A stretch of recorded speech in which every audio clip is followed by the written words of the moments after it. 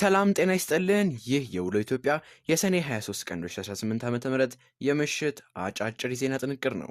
ከዜናው ጋር እኔ በረከት ሳምሶን ነኝ። እስከ ዜናው ማብቂያ አብራችሁን ሁኑ። በመጀመሪያም አርዕስተ ዜናን እናስቀድም።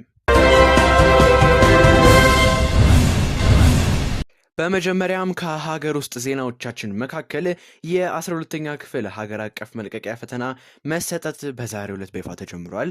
ስለዚህ ጉዳይ በጥቂቱ እንመለከታለን።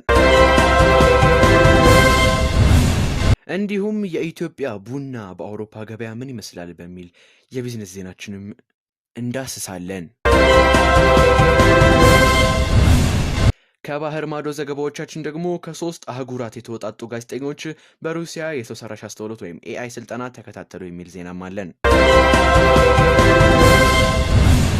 እንዲሁም የሶማሊያ ምክትል ጠቅላይ ሚኒስትር ከኬንያ እንዲወጡ መደረጋቸውን አስተባብለዋል። ስለዚህ እንመለከታለን። እስከ ዜናው ማብቂያ አብራችሁን ሁኑ።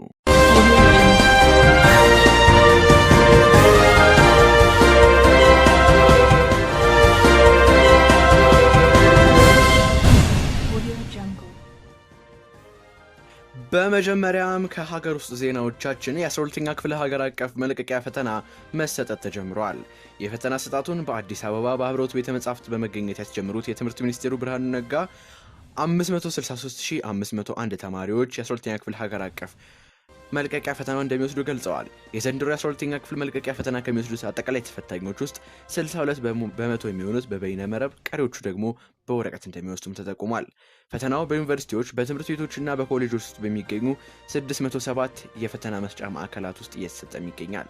በዘንድሮ ዓመት ከፍተኛ የማጠናከሪያ ትምህርት በመሰጠቱ ከፍ ያለ ውጤት ይመዘገባል ተብሎ እንደሚጠበቅም ተናግረዋል። የኢትዮጵያ ቡና በአውሮፓ ገበያ። ኢትዮጵያ ወደ ውጪ ሀገራት ከምትልከው ቡና ውስጥ ከ30 በመቶ በላይ የሚሆነው ለአውሮፓ ገበያ እንደሚወድ የአውሮፓ ቡና ፌዴሬሽን አስታወቀ። ፌዴሬሽኑ በቅርቡ ባወጣው አዲስ ሪፖርት የኢትዮጵያ ቡና በአውሮፓ ገበያ ውስጥ እጅግ ከፍተኛ ተፈላጊነት እያገኘ መምጣቱንና የገበያውን 5 በመቶ ድርሻ መያዙንም ጠቅሷል። አውሮፓ የዓለምን 28 በመቶ የቡና ፍጆታ በመሸፈን አሁንም ድረስ የዓለማችን ቁጥር 1 የቡና ገበያ መሆኗ መቀጠሏን ያነሳው ሪፖርቱ ዘርፉ በህብረቱ 27 ሀገራት ውስጥ $100 ሚሊዮን የሚገመት ገንዘብ እንደሚያንቀሳቀስም ነው የጠቀሰው። እነዚህም የአውሮፓ ህብረትን የቡና ገቢ ምርት 34 በመቶ የምታስገባው ጀርመን ስትሆን ጣሊያን፣ ስፔንና ፈረንሳይ ከፍተኛ ቡና ሸማች ከሆኑ ሀገራት መካከል ለሚገኙበትም ተጠቁሟል። በዓለማችን ላይ የኢትዮጵያ ቡና በመግዛት ጀርመን፣ ሳውዲ አረቢያ፣ ቤልጂየም፣ ቻይና፣ አሜሪካ፣ ደቡብ ኮሪያ፣ የተባበሩት አረብ ኤሚሬትስ እና ጃፓን ቀዳሚ ሀገራትም ናቸው። ከባህር ማዶ ዘገባዎቻችን ከ3 አህጉራት የተወጣጡ ጋዜጠኞች በራሺያ የሰው ሰራሽ አስተውሎት ወይም ኤአይ ስልጠና ተከታተሉ። ከሰኔ 15 ከሰኔ 19 ቀን 2018 ዓ.ም በተካሄደው ስልጠና ኢትዮጵያውያንን ጨምሮ 22 ጋዜጠኞች ተሳትፈዋል።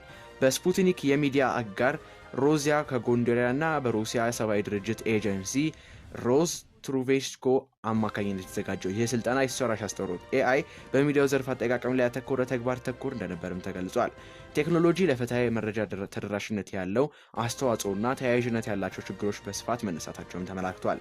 የሰው ሰራሽ አስተውሎት ወይም ኤአይ ለጽሁፍ ትርጉም፣ የድምጽ እና ምስል ቅንብር እንዴት መጠቀም እንደሚገባ በሰፊ ያተኮረ እንደነበር የገለጹት ኢትዮጵያውያን ተሳታፊዎች ቴክኖሎጂ የሰው ልጅን ስራ እንዲተካ ሳይሆን የዕለት ተዕለት ተግባራትን እንዲያቀል አጋዥ ስርዓት መሆኑንም መረዳት ችለናል ብለዋል።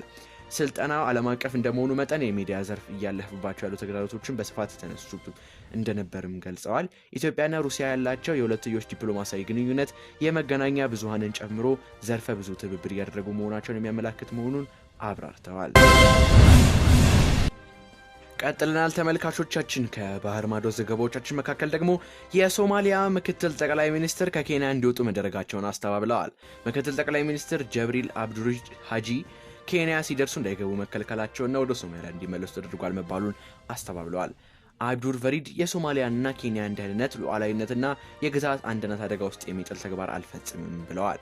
ቀጠናዊ ትብብርን የሚያጠናክሩ ስራዎች በኃላፊነት መወጣታቸውንም ተናግረዋል። ኬንያና ሶማሊያ ለዓመታት በድንበር ጉዳይ ውዝግብ ውስጥ መግባታቸውም ይታወቃል።